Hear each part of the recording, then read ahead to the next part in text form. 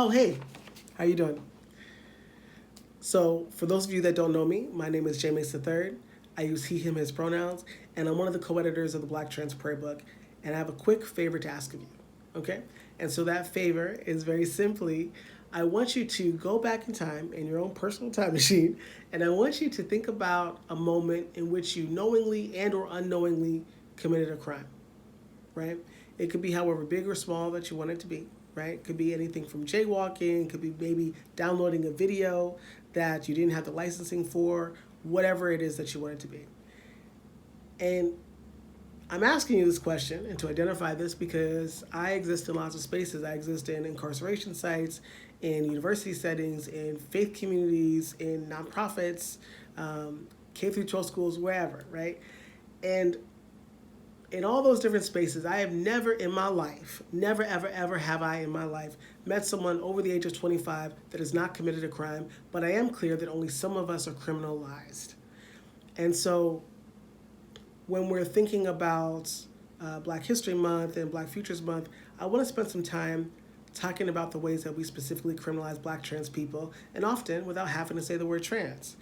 I spend a lot of my time and my work looking at the ways that white supremacist theologies turn into on-the-ground violent legislation, physical assaults, and sexual assaults on Black trans people in the real world, right?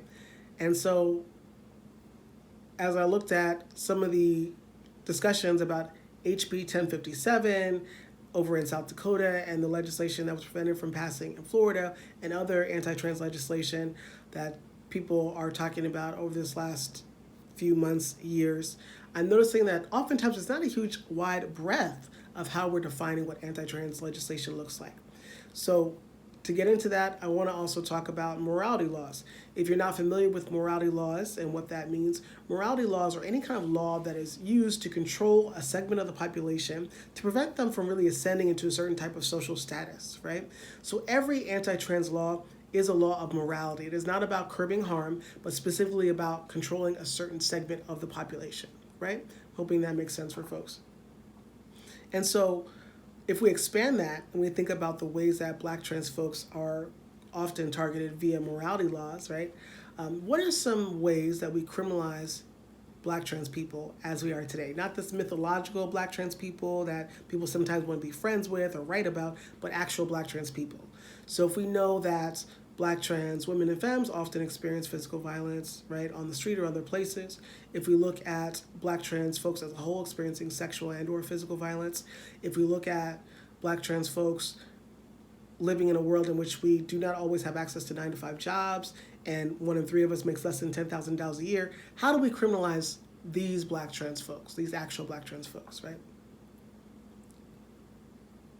So some ways I'll give y'all is thinking about things like travel bans on Black countries, right? Because we know that Black trans people also exist in those spaces, right? Looking at who gets to or not to seek asylum, right? Looking at criminalizing people and incarcerating people simply for not being able to pay medical bills, right? Looking at criminalizing loitering and even thinking about the ways that trespassing is put onto people who are houseless and maybe don't have places to be, right?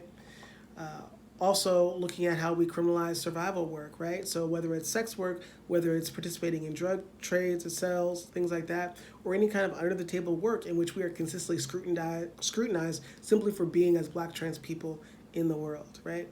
And so those are just some ways in which that happens, you know, outside of just using the word trans, but looking again at the fullness of who Black trans people are.